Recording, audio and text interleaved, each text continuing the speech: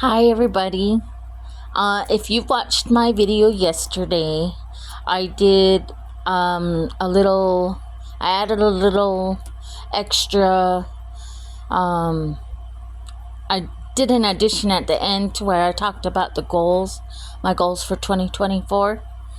And it got me starting to think about a class I took when I was about 21 years old. I did take a financial class. It was part of a program where if you wanted to buy a house in the future, that you had to take these financial classes. And in that class, they asked me a question about what things did I learn as a child or growing up or in life about money. And so I decided maybe I need to start there. Maybe I need to write down the thing. And so I picked 10 things that I had learned growing up about money. And maybe that would help me expand on my education about being financial literate. Okay, here is my first one. I was told that I would never be wealthy. And I don't think that my mom meant monetarily. Well, she did mean monetarily, but I think she wanted me to understand that I needed to be grateful for what I have and not to keep wanting more. And I have always been that way. I've always wanted more.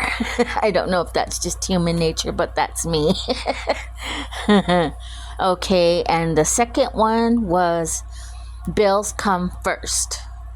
When I would be asking my mom if I could have the latest toy or the latest gadget or the latest trend in clothes, she'd always say, I have to pay my bills first. And after that, if I have any money left over, then we'll talk about it. And then back in those days, my first request was a pair of roller skates. And she got me those metal ones that have the key on it. And where I live, you couldn't roller skate on the road with those. There was always rocks on the sidewalks. The sidewalks were always uneven. And so there wasn't very many places for me to use those. They had the metal tires. And when you skated, it went wee, wee, wee, wee. And then the next one that I wanted, the next thing after that, I wanted a Cabbage Patch doll. And we went to the store and looked at it, and she said, you're going to have to save up for that. I cannot afford to buy that. So as a child, I was too lazy to do any kind of fundraising to buy a Cabbage Patch doll. So to make myself feel better, I would borrow my friends.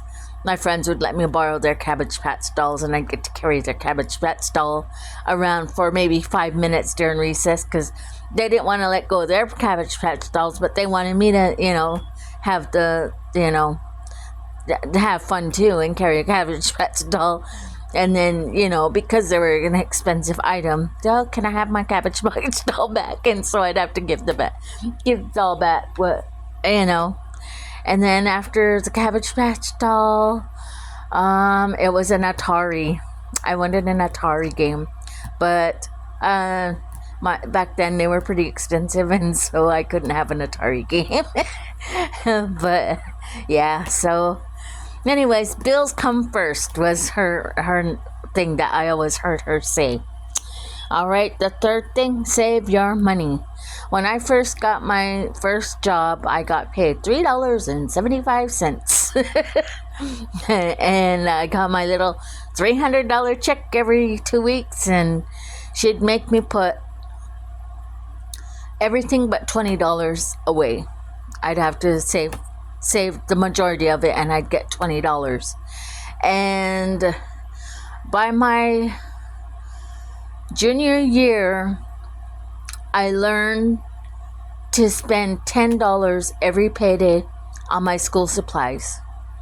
So when school time came around, I could go and buy, I'd have all that money saved. And she said, that's for school supplies. Well, by the end of the summer, I don't remember, know how much, she never let me know how much I had. But I'd get $200 at the end of the summer for school supplies. But the junior year, I spent $10 every payday on school supplies. I bought pencils, papers, notebooks, peaches. Remember they had the gold ones with all the drawings on it? The softball player, the basketball player, I can't remember. There was a bunch of, gymnast. I can't remember. There was a bunch of stuff on the peachy. Remember that? Well, those are the ones that I would get every year. And so I got all of that before my junior year. And she just frowned at me, but she gave me my $200 and said, go ahead and shop for your clothes. But we're saving this for the rest of it for your field trips and stuff throughout the year. So save your money. That was one thing that she taught me. And the next thing, if you can't afford it, you don't need it. And back in my junior and senior year, I experimented with chewing. And I couldn't find, I was too chicken to ask anybody to buy it for me. And so I resorted to stealing it. I paid for it with oh my gosh, with embarrassment beyond belief. I got caught, of course. And the local store guy was like, how are you going to pay for this? And I was like, I don't have a job. How am I going to pay for that? And because, they had a fine, of course. And of course, he just rolled his eyes at me and said, get out of here. And so he said, don't come back. Of course, now I can go back into the store, but I still yet feel a tinge of embarrassment about that. I never stole any more after that. If you can't afford it, don't buy it. You don't need it. And I still yet have trouble with that one today. Yeah, so let's go on. I got there's more to add to that, but it's in my what I learned. Work for what you want. A lot of the times I'd be asking for all of this stuff,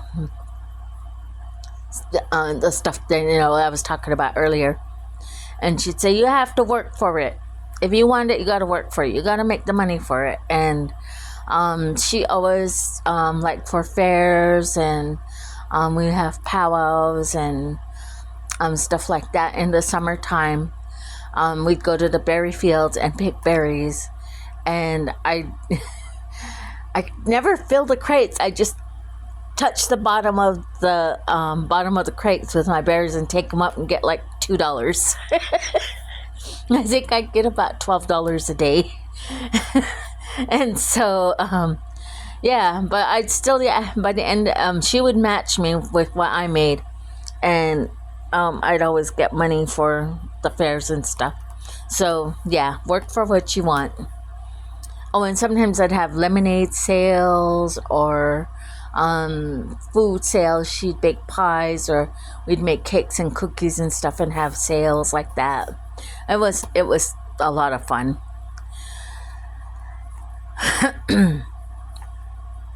And she'd always say, never sign papers. And I think what she meant was don't get loans. Don't make contracts with people because of the interest and all of that stuff. So she'd say, never sign papers. And I made the mistake and made several loans like that, and I'm actually in a hole and have to pay some loans back. So I know this one now. I'm learning this one.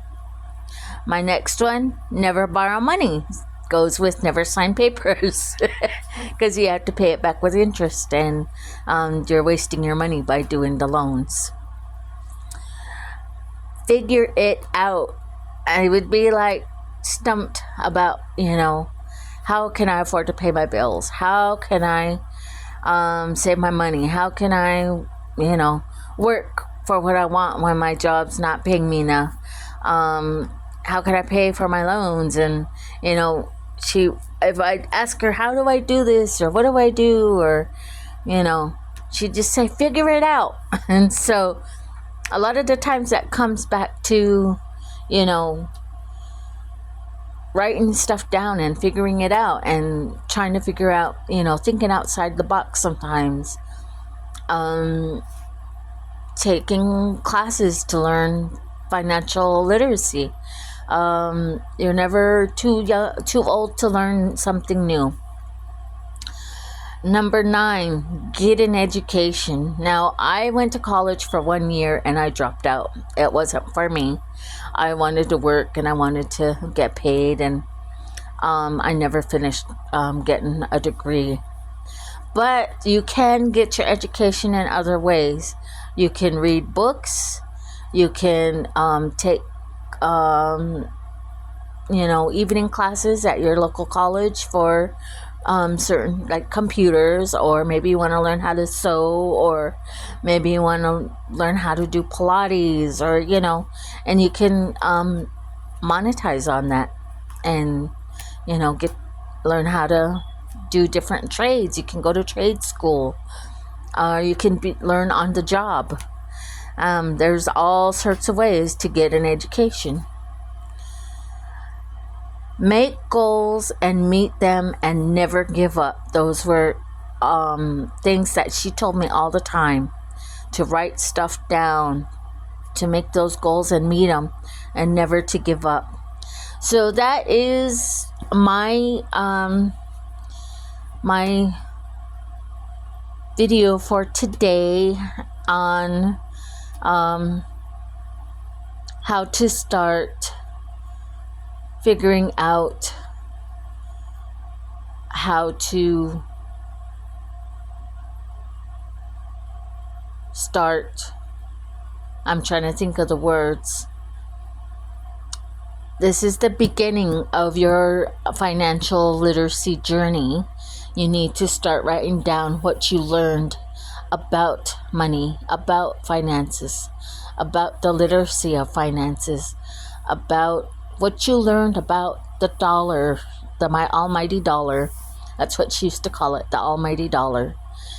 And so get yourself a piece of paper and write these things down that you learned as a child. It could be 10 things. It could be as many things as you want. It doesn't have to end at 10. If you learn more than this, if they sat you down, or if you never learned about any of this from your parents, maybe you learned from school, or maybe you learned from the internet, or maybe you learned just by life. It doesn't have to be by your parents. I was lucky. I never thought my mom talked to me about money, but she did. So most of this I learned from her. And some of it I learned by myself. I mean, I added some learning to this list, and I'll probably keep adding to this list as I go along. It doesn't have to end with this. But start by thinking about the things that you learned about money. And then I'm going to do another video about finding out your why. That one's a hard one for a lot of people. But there are steps that you can do to figure out your why and figure out what you think about money. Okay, this is it for today. Thank you for watching. See you later.